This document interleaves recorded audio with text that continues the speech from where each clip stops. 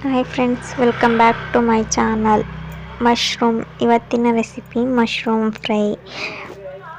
ನಾನು ನಾಟಿ ಮಶ್ರೂಮ್ ತಗೊಂಡಿದ್ದೀನಿ.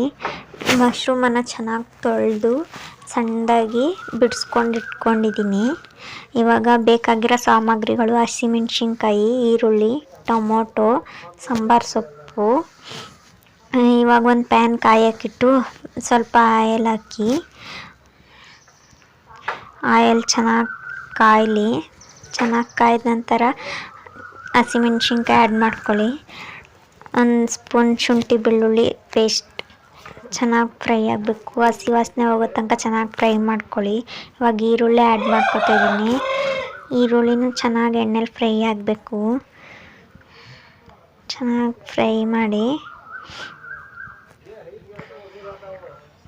ಈರುಳ್ಳಿ ಚೆನ್ನಾಗಿ ಫ್ರೈ ಆಗಿದೆ. ಟೊಮೊಟೊನ ಆ್ಯಡ್ ಮಾಡ್ಕೊತಿದ್ದೀನಿ. ಟೊಮೊಟೊನ ಚೆನ್ನಾಗಿ ಫ್ರೈ ಆಗಬೇಕು.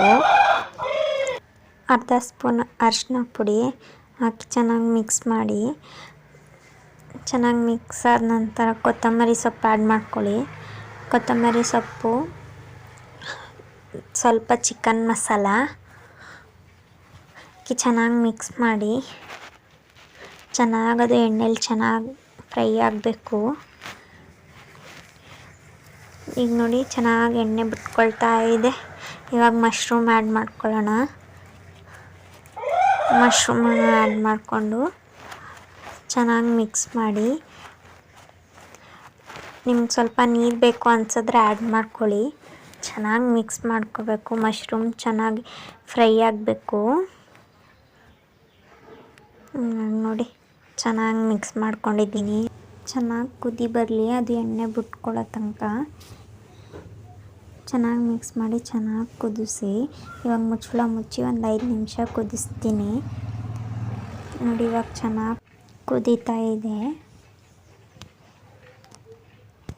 ಹಾಗೆ ಮಿಕ್ಸ್ ಮಾಡಿ ಸಾಂಬಾರು ಸೊಪ್ಪು ಆ್ಯಡ್ ಮಾಡಿ ಒಂದು ಕುದಿ ಕುದಿಸಿದ್ರೆ ರೆಡಿ ಆಯಿತು mushroom fry.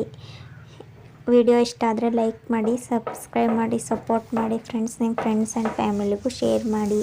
Thank you for watching my channel.